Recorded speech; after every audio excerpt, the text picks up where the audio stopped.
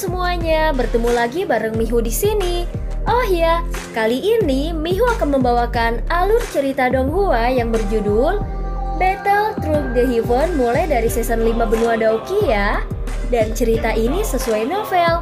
Semoga semuanya yang suka dengan cerita Mihu sehat selalu. Oh ya, Mihu juga minta tolong untuk like, subscribe, dan komen ya. Baiklah, tanpa lama-lama lagi, yuk langsung aja kita masuk ke isi ceritanya.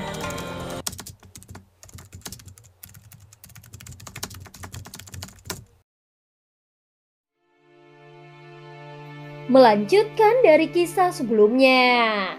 Lembah Sungai Es adalah yang terkuat di antara faksi-faksi ini. Meskipun cukup banyak orang yang tahu bahwa mereka ingin mendapatkan tubuh racun yang menyedihkan, tidak ada yang menghentikan mereka karena kekuatan besar yang mereka miliki. Selain itu, setelah dokter peri kecil telah membunuh cukup banyak orang dari lembah Sungai Es, dendam antara kedua belah pihak semakin memburuk. Lembah Sungai Es ini memberitahu dunia luar bahwa mereka ingin membunuhnya. Namun jika dia benar-benar mendarat di tangan mereka, kemungkinan besar orang luar akan kesulitan mengetahui apa yang akan mereka lakukan. Namun demikian, daerah Pil ini yang telah tenang untuk waktu yang lama telah berubah menjadi keributan karena tubuh racun yang menyedihkan ini. Saat ini tak terhitung banyaknya orang telah menuju ke lembah dewa yang jatuh dengan tujuan untuk menemukan wanita beracun di dalamnya. Sebagian besar dari orang-orang ini tertarik dengan harga tinggi lembah Sungai Es. Tentu saja, ada juga beberapa dari mereka yang memiliki pikiran untuk menghancurkan tubuh racun yang menyedihkan. Terlepas dari pemikiran seperti apa yang orang-orang ini miliki, lembah dewa jatuh saat ini tidak diragukan lagi telah berubah menjadi tempat yang hidup di wilayah Pil. Aliran dewa yang jatuh tidak terlalu jauh dari kota Ye. Dengan kecepatan Xiaoyan, dia hanya menghabiskan 1 hari atau lebih sebelum mencapai daerah yang ramai ini meskipun membawa serta Xinlan. Pada saat ini Xiaoyan dan Xinlan perlahan mendarat di puncak gunung yang menjulang tinggi. Tatapannya melihat ke kejauhan. Ada dataran luas yang ditutupi pecahan batu di dalamnya. Tak terhitung banyaknya garis hitam gelap hadir di dataran. Retakan ini seperti mulut iblis buas yang muncul dari bawah tanah. Setelah itu, mereka diperpanjang ke kejauhan. Warna hitam yang jauh seperti ini menyebabkan hati seseorang terasa dingin. Dataran tersebut dipenuhi dengan beberapa pecahan batu yang sangat besar. Batuan yang sangat besar ini seperti gunung batu. Saat ini Xiaoyan perlahan menarik matanya yang telah dia tembak ke kejauhan. Dia melihat ke dataran tepat di depannya. Ada sosok manusia yang padat di sana. Selain itu, sosok manusia ini terus membentuk kelompok saat mereka maju ke aliran dewa yang jatuh. Jelas mereka berniat mencari jejak dokter peri kecil. Apakah ini aliran dewa yang jatuh? Ini memang berbahaya. Namun seseorang dengan konstitusi khusus dokter peri kecil seperti ikan yang menemukan air di tempat ini. Xiaoyan menarik pandangannya mengangguk dan menilai situasinya. Xinlan juga mengangguk. Dia segera berkata, "Kakak Xiaoyan, langit aliran dewa yang jatuh tertutup kabut beracun. Oleh karena itu kita tidak bisa terbang masuk. Kita hanya bisa masuk dari arus dewa yang jatuh di bawah. Itu adalah satu-satunya jalan menuju arus dewa yang jatuh. Namun ada ahli dari lembah Sungai Es yang menjaga di tempat itu. Mereka terus mengamati aktivitas dalam aliran dewa yang jatuh." Ucap Xinlan menjelaskan. Xiaoyan mencondongkan dagunya, dia bertanya, "Kekuatan macam apa yang dimiliki para ahli yang dikirim oleh lembah Sungai Es?" "Berdasarkan informasi yang telah aku peroleh, yang memimpin pencarian kali ini adalah 2 penatua dari lembah Sungai Es, bernama Bing Yuan dan Bing Fu. Mereka adalah orang-orang yang telah bertukar pukulan dengan dokter peri kecil. Namun aku pikir harus ada ahli lain selain mereka berdua. Kurasa setidaknya ada 4 elit Daozong." Ucap Xinlan merenung sejenak sebelum berkata, 4 Daozong ya?" Ucap Xiaoyan mengangguk. Tampaknya lembah Sungai Es tidak menyebarkan ahli kelas Daozun yang hebat. Namun masuk akal jika dia memikirkannya. Dengan kekuatan dokter peri kecil saat ini, penatua lembah Sungai Es ini cukup untuk menangkapnya. Bisakah kau menemukan lokasi dokter peri kecil setelah kita memasuki aliran dewa jatuh? Tanya Xiaoyan. Iya kakak Xiaoyan, ucap Xinlan mengangguk. Xiaoyan menghela nafas lega saat mendengar ini. Dia berkata, kalau begitu, mari kita masuk ke aliran dewa yang jatuh dan temukan dokter peri kecil dulu.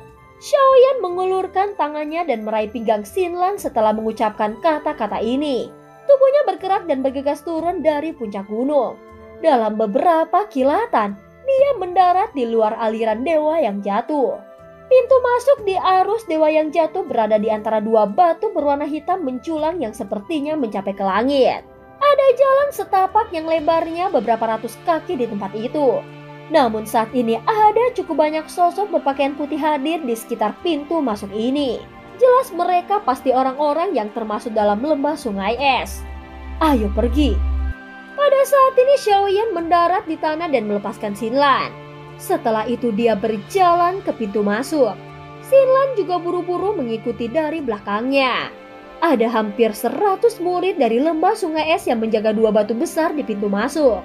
Banyak mata tajam seperti elang berulang kali menyapu sekelompok orang di jalan di bawah. Pemimpin mereka adalah seorang pria tua berpakaian putih yang duduk dengan menyilangkan kakinya.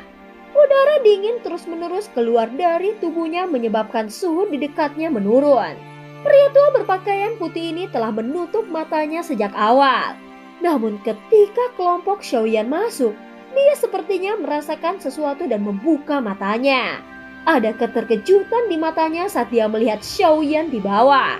Meskipun cukup banyak orang telah tertarik ke tempat ini karena masalah wanita beracun yang menyedihkan, tidak banyak orang yang benar-benar kuat di antara mereka. Bagaimanapun, hadiah setinggi langit dari lembah sungai es tidak menggoda ahli seperti itu. Selain itu, dari penampilan barisan lembah sungai es, jelas bahwa mereka sepenuhnya bermaksud untuk mendapatkan wanita beracun yang menyedihkan. Karena itu mereka tidak berniat bertarung dengan lembah sungai es ini. Lagi pula itu bukanlah sesuatu yang baik. Karena inilah yang menyebabkan orang itu sedikit terkejut saat melihat Xiaoyan. Dia telah melihat cukup banyak orang selama periode waktu ini. Tetapi dia belum melihat banyak Daozong elit. Meski merasa terkejut, dia tidak membuka mulut untuk menanyakan apapun. Dia hanya menarik matanya setelah melihat sekilas. Bintang satu Daozong tidak akan bisa menimbulkan banyak gelombang bahkan jika dia memendam niat buruk. Sudah berapa lama sejak Bing Yuan dan yang lainnya memasuki aliran dewa jatuh dan terlibat dalam pencarian? Aku ingin tahu apakah mereka telah menemukan wanita beracun yang menyedihkan itu. Saat ini Xiaoyan dan Xinlan berjalan ke aliran dewa yang jatuh tanpa halangan apapun di depan banyak mata orang dari lembah sungai es. Mereka baru berhenti setelah mencapai daerah terpencil. Kemana kita harus pergi? Ucap Xiaoyan sambil melirik daerah sekitarnya. Kabut racun di tempat ini tidak terlalu tebal, tapi itu mempengaruhi jarak pandangnya. Selain itu, celah gunung hitam pekat yang tak terhitung jumlahnya akan menyebabkan seseorang merasa pusing. Kesulitan menemukan seseorang dalam lingkungan yang rumit cukup besar. Ikuti aku, ucap Xinlan dengan hati-hati melihat sekelilingnya. Setelah itu, dia mengeluarkan botol giok dari cincin penyimpanannya. Dia membukanya dan benda kecil hitam pekat melarikan diri darinya. Benda ini tampak agak mirip dengan tikus, tetapi punggungnya memiliki sepasang sayap tipis. Suara mendengung muncul saat dikepakan. Ini adalah tikus pencari racun. Namun itu sudah lama mati. Setelah penyempurnaan khusus dokter peri kecil, itu mampu menuntun kita padanya. Ucap Xinlan melepaskan tikus hitam kecil itu dan membuat lingkaran di udara sebelum tiba-tiba terbang dengan cepat menuju area barat aliran dewa jatuh. Cepat ikuti, ucap Xinlan buru-buru berkata setelah melihat ini. Setelah itu Xiaoyan dengan cepat meraih pinggangnya. Tubuhnya bergerak berubah menjadi sosok hitam yang dengan mudah mengikuti di belakang tikus hitam kecil ini. Benda beracun memenuhi bagian dalam aliran dewa yang jatuh. Namun Xiaoyan tidak menghadapi hambatan sedikit pun. Dia tiba-tiba memahami pemandangan aneh ini setelah beberapa ketidakpastian. Itu mungkin karena api surgawi di dalam tubuhnya. Jenis benda yang sangat panas ini menahan zat racun dingin dan gelap. Dengan kecepatan Xiaoyan dan fakta bahwa mereka tidak terhalang dengan cara apapun, keduanya secara bertahap masuk jauh ke dalam aliran dewa yang jatuh setelah setengah jam. Pada saat ini kabut racun di sekitar mereka menjadi jauh lebih padat. Untungnya, mereka memiliki api surgawi yang mengisolasi mereka. Xiaoyan dan Xinlan tidak mengalami kekuatan korosif sebagai hasilnya. Kemajuan kecepatan penuh mereka berlanjut beberapa saat sebelum tikus hitam kecil di depan mereka tiba-tiba berhenti.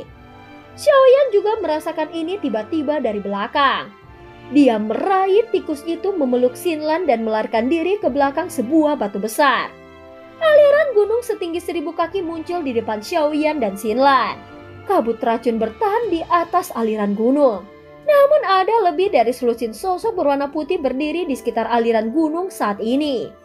Salah satu sosok kulit putih tetap tergantung di udara. Semuanya menghadap ke dinding aliran gunung tempat sebuah gua berdiri.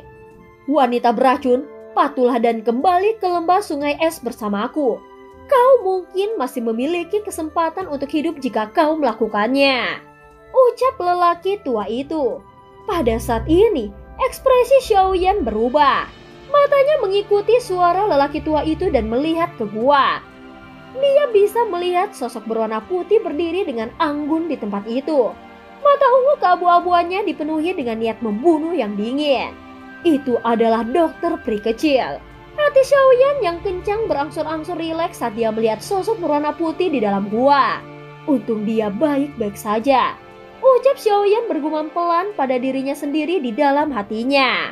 Matanya dengan cepat tertuju pada lelaki tua di udara di atas aliran pegunungan. Kepala lelaki tua itu penuh dengan rambut putih.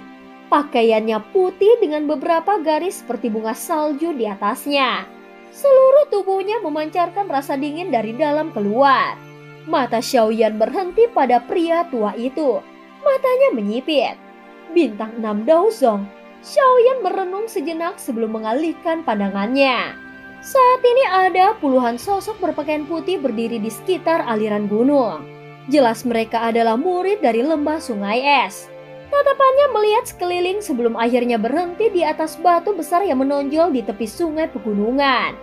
Ada dua pria tua berpakaian putih berdiri dengan tangan di belakang mereka di tempat itu. Salah satu dari mereka memiliki kekuatan yang mirip dengan orang di udara, yang telah mencapai level 6 Daozong. Yang di belakang mungkin lebih rendah dari keduanya, tetapi kekuatannya telah mencapai bintang 2 Daozong. Ada 3 elit Daozong. Selain itu ada lusinan murid elit lembah sungai es.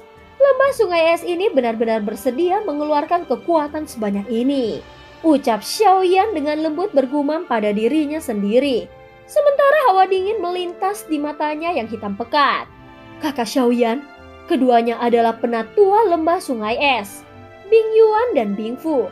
Mereka berdua sangat kuat. Hati-hati. Mata Xinlan juga menyapu sekitar tempat itu sekali. Setelah itu ekspresinya menjadi tegang saat dia berbicara. Xiaoyan sedikit mengangguk. Barisan ini memang cukup hebat, tetapi itu tidak mengancamnya saat ini. Boneka iblis bumi mampu memblokir bintang 6 Daozong. Selain itu, dia memiliki Skyfire 3 perubahan misterius dan Tianhuo Zunze di cincinnya. Wanita beracun yang menyedihkan, kau tidak akan bisa melarikan diri. Kau telah dipukul dengan kekuatan Ezunku. Kecuali kau memiliki penawar dari lembah sungai esku, sisa Ice Key misterius di tubuhmu akan membekukan semua kekuatan hidupmu dalam waktu 1 bulan. Orang tua di udara memandang dengan acuh tak acuh pada dokter peri kecil di dalam gua sebelum berbicara. Mengikutiku kembali ke lembah sungai es adalah satu-satunya kesempatan untukmu bertahan hidup. Pada saat ini mata ungu keabu-abuan dokter peri kecil yang tanpa emosi menatap lelaki tua itu dari pintu masuk gua. Sebuah ejekan muncul di wajah pucatnya saat suara dingin bergema di atas aliran gunung dengan hawa dingin di dalamnya. Sebelum kekuatan hidupku dibekukan, aku akan menghancurkan tubuhku ini dan tidak akan meninggalkan apapun untuk lembah sungai esmu. Kilatan dingin segera melintas di mata lelaki tua itu di udara ketika dia mendengar kata-kata ini. Dia perlahan berkata, Kaulah yang telah memotong satu-satunya kesempatanmu untuk bertahan hidup. Dia tidak menunda lebih lama lagi setelah mengucapkan kata-kata ini. Aura dingin perlahan melonjak dari tubuhnya. Karena kau tidak suka mengambil jalan yang memungkinkanmu untuk hidup, aku yang dulu akan menangkapmu secara pribadi dan membawamu kembali ke lembah sungai es. Ruangan di depan lelaki tua itu menjadi terdistorsi setelah kata-kata terakhirnya terdengar. Segera aura dingin bertahan dan tusukan es yang padat muncul di udara. Orang tua itu melambaikan lengan bajunya dengan lembut. Tusukan es yang tak terhitung jumlahnya di depannya bergetar saat mereka bergegas keluar dari segala arah dengan suara yang dalam. Lingkungan yang padat menyelimuti radius 100 kaki di sekitar aliran gunung. Dokter Pri kecil mengerutkan kening saat dia melihat tusukan es yang memotong udara dan bergegas. Saat ini dia telah terluka parah dan jelas bukan tandingan Bing Yuan. Selain itu, ada dua elit Daozong lainnya di sekitar aliran gunung. Jika dia menyerang, sepertinya dia benar-benar tidak memiliki kesempatan untuk melarikan diri kali ini. Bahkan jika aku mati, aku pasti tidak akan mendarat di tangan mereka, ucap Dokter Pri kecil dengan suara yang dalam. Pada saat yang sama, dauki padat ungu keabu-abuan melonjak keluar dari tubuh Dokter Pri kecil. Setelah itu menutupi pintu masuk gua. Tusukan es dengan cepat terkikis saat ditembakkan. Namun penghalang energi yang terbentuk dari dauki ungu keabu-abuan dengan cepat memucat di bawah serangan terus-menerus dari tusukan es. Tusukan es yang tersisa melesat ke dinding gunung yang mengelilingi gua. Lapisan demi lapisan es tebal mulai menyebar dengan suara retakan. Di bawah udara dingin ini bahkan kabut racun di sekitarnya menjadi jauh lebih tipis. Ekspresi Dokter Pri kecil berubah sedikit saat dia merasakan udara dingin yang melonjak dengan sangat cepat. Udara dingin ini sangat aneh. Jika itu berhasil memasuki tubuh seseorang, itu akan sangat merepotkan untuk ditangani. Saat itu, dia secara tidak sengaja membiarkan udara dingin ini masuk ke tubuhnya, menyebabkan daukinya memperlambat tanda-tanda kelusuhan. Karena inilah yang disebut kekuatan Ezun dari Bing Yuan dan Bing Fu berhasil melukai parah dan memaksanya kembali. Aku tidak bisa tinggal di tempat ini terlalu lama.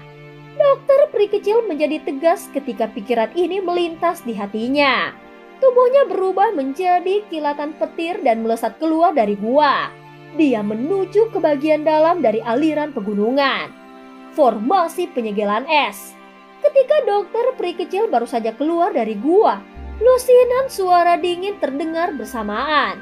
Tiba-tiba udara dingin melonjak ke langit. Orang bisa melihat bahwa ruang di dalam aliran gunung tiba-tiba berhenti. Kemudian, itu membentuk es yang tebal dan keras dengan suara retak. Dalam sekejap, itu membentuk lemari es setinggi ratusan kaki di aliran gunung ini. Orang-orang di dalam tidak bisa lagi melihat bagian luar. Tetapi orang-orang di luar dapat melihat setiap tindakan orang-orang di dalam. Kau masih ingin kabur? Senyuman dingin tanpa sadar muncul di wajah Bing Yuan ketika dia melihatnya. Tubuhnya bergerak dan muncul di belakang Dokter Pri kecil dalam sekejap mata.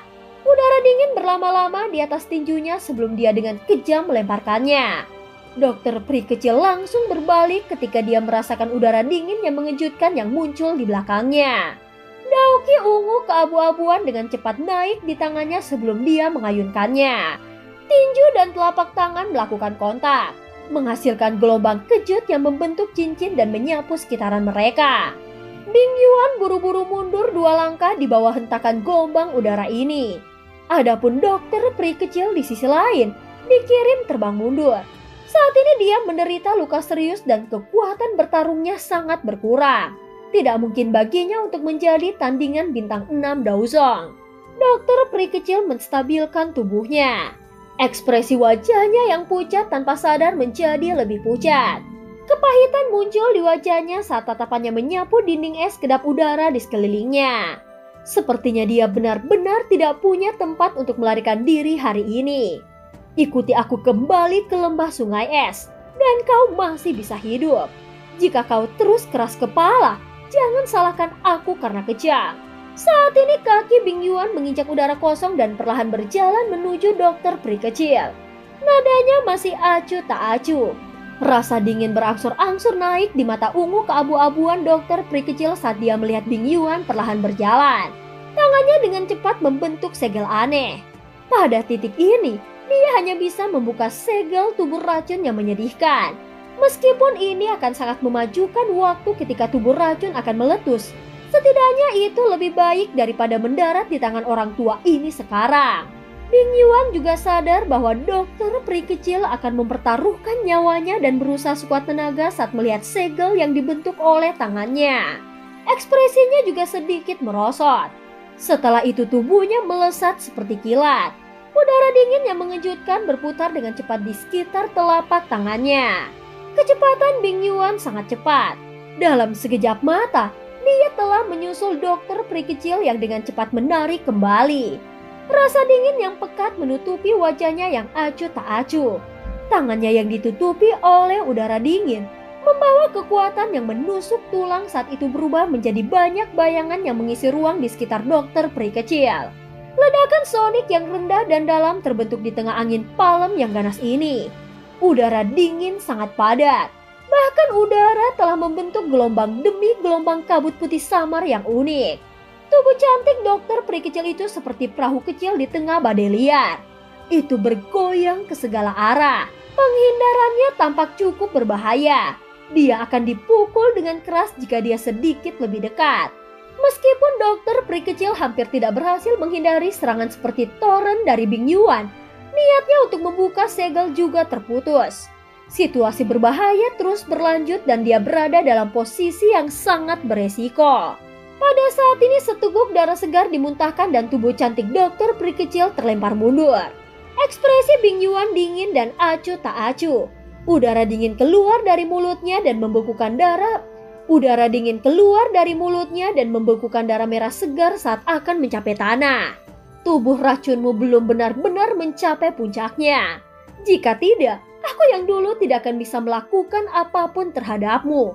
Sungguh sayang sekali, ucap Bing Yuan melihat ke arah dokter peri kecil. Dia tersenyum tipis tapi rasa dingin di matanya tidak berkurang sebagai hasilnya. Bing Yuan sudah kehilangan kesabarannya untuk berbicara. Tubuhnya berkedip dan dia sekali lagi bergegas menuju dokter peri kecil. Kali ini, beberapa niat membunuh secara bertahap melonjak di matanya. Selama tubuh racun yang menyedihkan masih diawetkan, tidak masalah apakah dokter peri